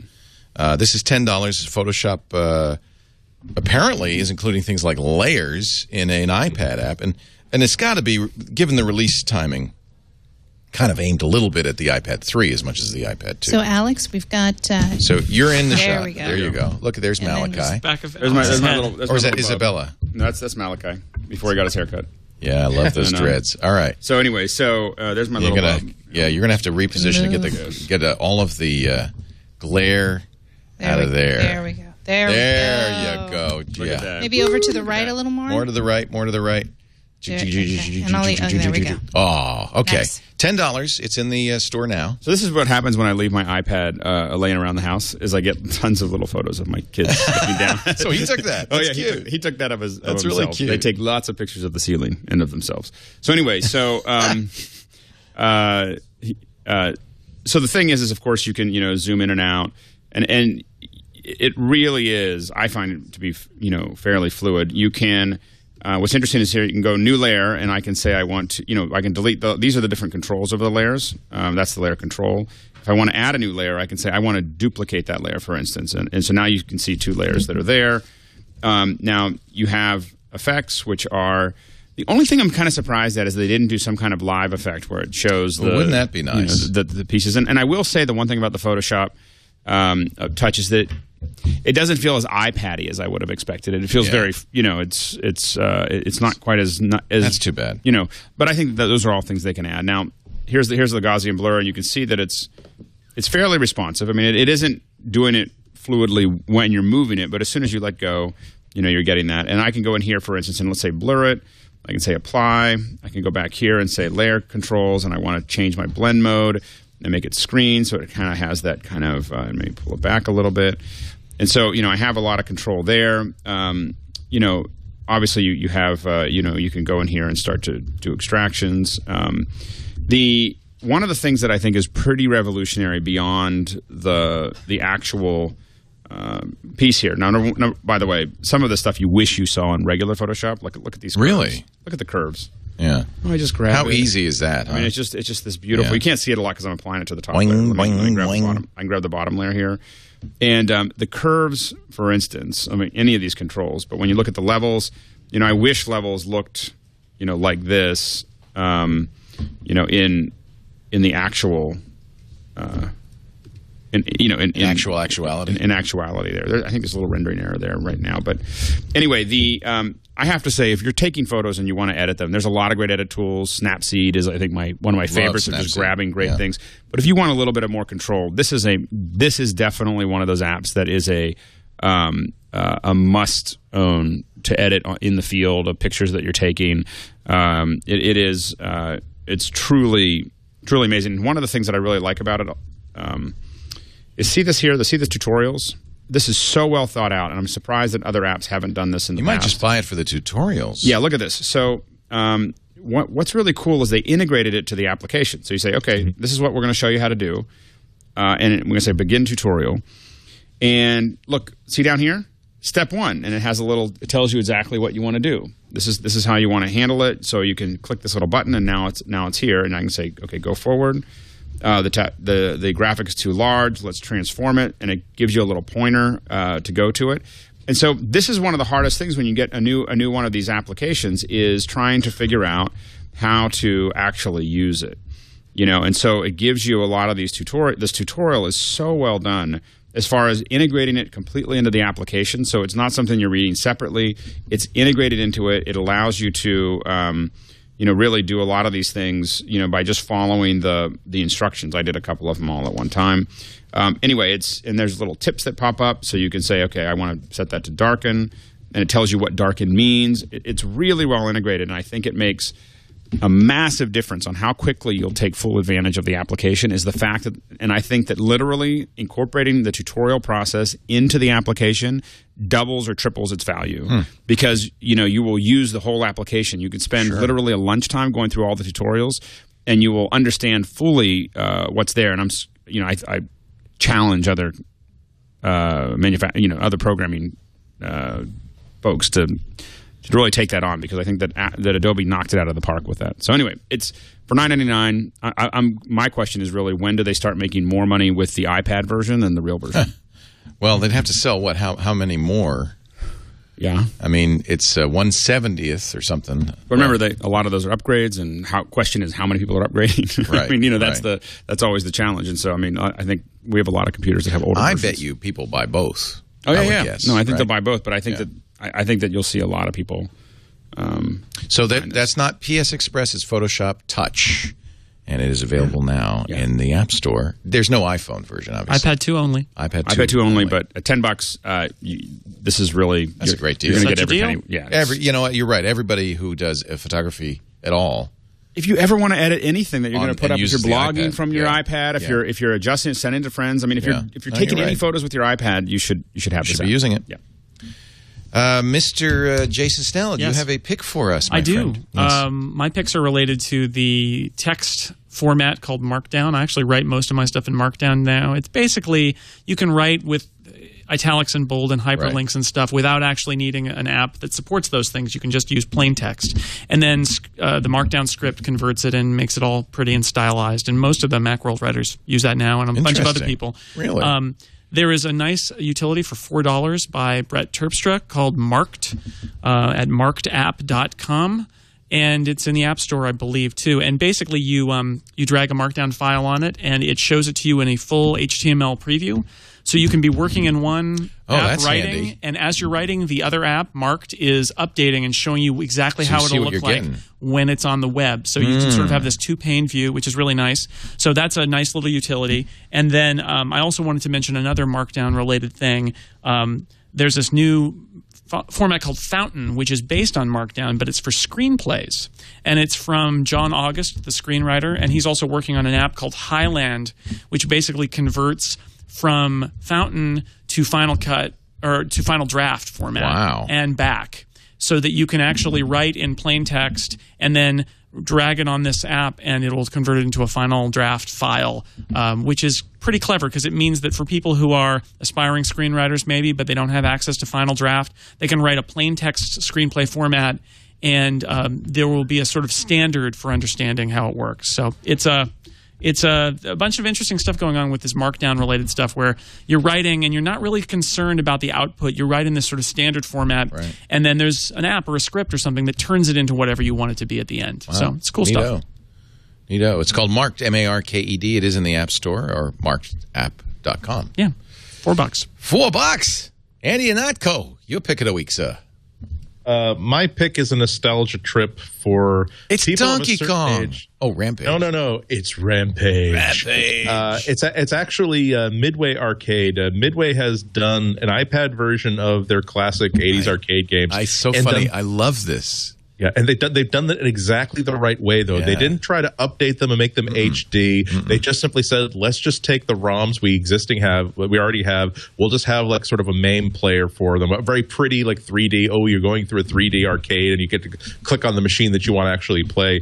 But the idea is that I think they've clicked into the idea that those of us who grew up playing games like this, like Defender, like Tapper, like Rampage, Joust. It's yeah. They don't. Is Joust on there? Joust is on there. Oh yeah. I was playing Defender all night. I loved it. It's like a dozen games for dirt cheap. It's sort of like we want to hear Elvis Costello, "My Aim Is True," the original album. We don't want to hear the cast of Glee perform their version of it in 2012. So yes, this will take you right back to the Candlepin Bowling Alley. Neat. Where you used to go like twice a week and spend every quarter that you could dig out of every payphone that you discovered on the walk over to the bowling alley, so that you could play as many of these games as possible. It is completely accurate. There are only two quibbles with it.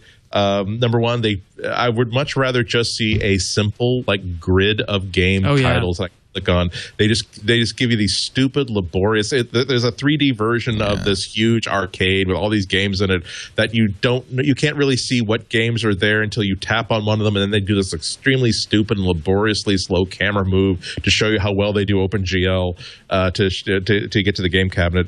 Also, the game controls themselves are they try to approximate the buttons and the joysticks you would have with the original game, so it takes a little bit sometimes to sliding your thumb across the screen to approximate a joystick. I kind of wish they'd just done, since the joysticks themselves were simple up, down, left, right sort of things. It doesn't work with like the iCade. It doesn't work with the that. iCade. I actually tried it, so but cool it's a Bluetooth key binding thing, so they could update it to do that. That would be. And really Andy, cool. I agree. Joust is really, they've got a joystick for Joust, a left-right joystick, and maybe that's what the original arcade game had, but really it was a left and right button. Yeah. And so they just made a mistake, and it doesn't work right. Right. Should be a button that you flap the wings. Yeah, but I'd much rather have a physical clicker, so it would work better. I was looking forward most to Defender, and it's almost like I want to like dip my thumb in like some sort of like olive oil, just so I can get more like action up and. Oh well, or maybe I've just lost my game since I was 11 years old. I was quite the champion at the Dig Dug and at the Tapper. So there is Atari did the same thing. Yeah. I think it's good that Midway did this. That's great. Yeah, it's great. They just need some either controls have always work been with the issue. iCade or something else, or even with a Bluetooth keyboard or something, because you need a physical control for a lot of those games. Yeah. But it really was cool to play Joust. It is funny to take all those things that haven't been making a lot of money in the last 20 years. Yeah. And there's a nostalgia. There's a whole nostalgia thing going on, right? It's like 99 cents, and you get like 7 or 8 classic. I would have paid $4 for Joust. Yeah. And it's a great deal. It It really is just like a couple generations ago, nostalgia were like the music that you listened to when you were a kid in the 50s, and then the next generation was, well, the nostalgia is based on the movies you watched when you were a kid in the 60s and 70s. For our generation, we're not exactly young. It's like, no, the arcade games that we used to play in the 80s, and even like the home console games we used to play in the 80s and early 90s. That was like, oh boy. I just want to point out I was an adult at the time, and did in fact, after my air shift on the radio show, go down to Chuck E. Cheese and play Battlezone until all hours. Well, that's okay, because as a DJ, you were paid in quarters. But it is fun. It's nice to have a game that you could play without putting quarters in, because I still have this vivid recollection of putting in money. Well, the app costs 4 quarters. Yeah. After that, though. God, that's... Also on top of that, I like these games where you can get in, play for like 15 or 20 minutes, they're and get out casual. again. They're fun. You don't have to get invested in storylines and characters and spend 3 hours figuring out, so to pick up the sword, I jump to the left, jump over, reach down, reach back, and then reach down again, and now I have the sword. If this were 25 cents in 1986, I would have been killing so many people over the past 3 hours instead of figuring out how to pick up the damn weapon. So my pick is, I've been lately, I don't know why, I've been kind of interested in microphones for the iPhone and the iPad. I've been using Audio Boo, and I wanted to record stuff. And Chris Marquardt, who does, great photographer and a photo guy, and he does a podcast, turned me on to this. This is from Studio Projects. It's not cheap. It's $179. It's called the Little Square Mic. But I think you will testify, Alex, to the solidity of this. It's metal. Heavy. It's heavy. It says that they use a 35mm von Braumul und Weber style cardio transistor. You could see, if I tilt it just right, it's a big capsule condenser in here. It does require a phantom power, but what's interesting is the couple of things. First of all, it is a USB mic. In fact, I just had a curiosity. I haven't tried it yet on anything. It just came before the show, but I can try recording to my Amadeus here. Let's record a little something on this little square mic and see how it sounds. Let me play it back. I don't know how it'll sound. Let's record a little something on this little square mic and see how it sounds. Sounds good. Yeah. Sounds very clean. Sounds great. It's a cardioid, so it means it's directional, so it won't pick up stuff behind the mic. But here are some of the nice features that are unique. First of all, it's fairly compact, which is, we don't have to play any more of that. The audio device just died because I unplugged it. Thank you. It's fairly compact. It's flat. In fact, if you compare it to the iPhone, it's roughly the same size and shape as an iPhone. A lot heavier, though, because this thing feels like solid steel. USB, it has a mini USB jack, and it comes with a cable. But it also has a mini XLR jack, and that's one thing that makes it unusual. And comes with the cable, which is very nice. Those cables are hard to find. Yeah, so to connect this to a regular microphone input on a mixer or whatever it is you're using. But remember, you'll have to have phantom power. This does require phantom power. And I like the form factor because you have threading for a standard mic, so you could put this on a mic, and it would actually look pretty cool. But you could also just use it as a stand. In fact, if you tighten it, it'll stand on the table just fine. And that's kind of nice. You can use this without getting right into it. Now, remember way back when Andy figured out that you could use this as a mic input to the iPhone? This is the USB camera kit. Can you? Oh, well, I get this. The accessory is not supported by the iPhone, but I noticed that despite that fact, I can still use it. So I think that's kind of encouraging. Here, I'll plug this in the USB. Oftentimes it's a problem with power. You might have to plug it into a powered USB hub before you plug it into the adapter. But after that, it'll... Some microphones will work without, and some I should try it on the iPad. Power. Yeah, I should try. I notice it is moving the meter, so perhaps it's working. I don't know. Scratch it. Make sure. I don't know. No, this is it. Oh, you think it might be the... Oh, you're right. Yeah. It's not. Okay, so that's good to know. So this will not work with an iPhone, maybe with the iPad. You might Do you want to try it? If I power it? You can work with the iPad? Plug into a powered hub. There's a whole generation. I think Blue Microphones now has one that they have some power. They engineered to work with the iPad because if you get over a certain amount of power, it doesn't work. It's going to drain it. Yeah, that makes sense. So anyway, that's good. I'm glad we tried that fresh on the air. Don't use this with the iPhone or the iPad. It sounds great.